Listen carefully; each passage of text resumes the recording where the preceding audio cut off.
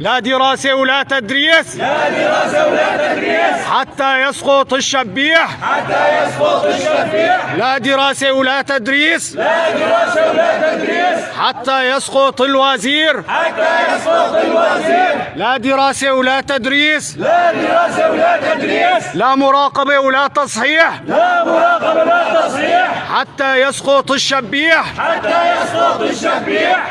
تفضل أستاذ. بسم الله الرحمن الرحيم. الحمد لله رب العالمين، والصلاة والسلام الأتمان الأكملان على سيدنا محمد صلى الله عليه وسلم المعلم الأول. اللهم افتح لنا بخير واختم لنا بخير واجعل عواقب أمورنا في كلها إلى خير.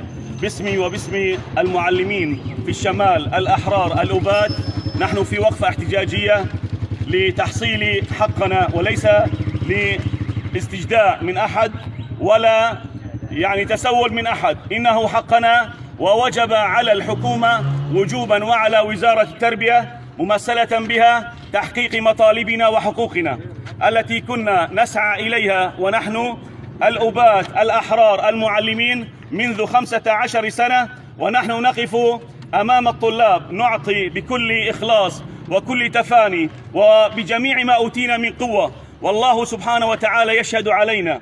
هؤلاء الأطفال، هؤلاء الأجيال، لولا أن كنا فتحنا المدارس وفتحنا بيوتنا في ظل ضرب الطيران، طيران المجرم الأسدي، لكانوا هذا الجيل، لضاع هذا الجيل في الشوارع، لصار صاحب جريمة، لصار في السجون. ولكن وبفضل الله وبفضل تضحيات هؤلاء المعلمين والمعلمات صار هؤلاء الأولاد في أمكنة عظيمة، صاروا أطباء وصاروا مهندسين. إن المعلم هو الذي يخرج الرئيس، وهو الذي يخرج المهندس، وهو الذي يخرج الطبيب. ويا للمفارقة ويا للأضحوكة، الطبيب معاشه 1400 دولار ولا يكاد يحصل المعلم 90 دولار. هذه المفارقة وجب وجوبا على الحكومة أن تعطينا مطالبنا وحقوقنا، لأننا أدينا واجبنا والله يشهد علينا.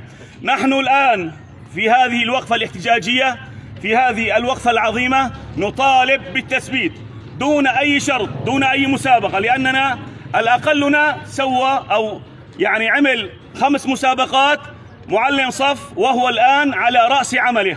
ونطالب بإعادة المفصولين، ونطالب أيضا في كل إنسان درس في هذه الثورة العظيمة التي نصرنا الله سبحانه وتعالى بفضل ومن منه، أن يثبت دون أي شرط ودون أي قرض ودون أي قيد. وإن وزير التربية لا يمثلنا، نعم، لأنه يهمشنا، لأنه يتجاهل أولئك المعلمين في الشمال. الله أكبر. الله